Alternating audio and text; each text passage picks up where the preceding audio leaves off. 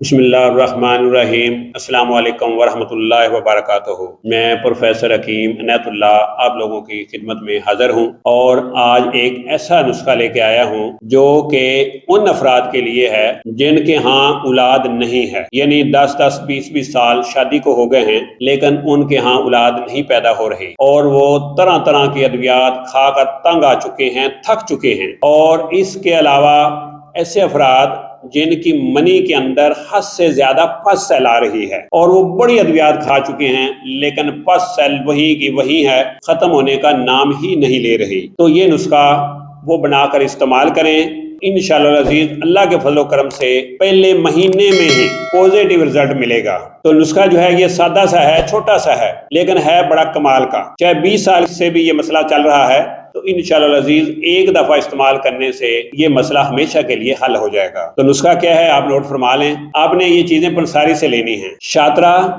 چرائتا، منڈی، اناب، سر پھوکا، حلیلہ زنگی، کشبہ، سندل سرخ، یہ ساری چیزیں آپ نے 5-5 تولہ لینی ہیں۔ 5 تولہ یہ ساری چیزیں 5-5 تولہ لے کر آپ نے ان کا پاؤڈر کر لینا ہے۔ پاؤڈر کرنے کے بعد روزانہ آپ نے صبح بھی اور شام کو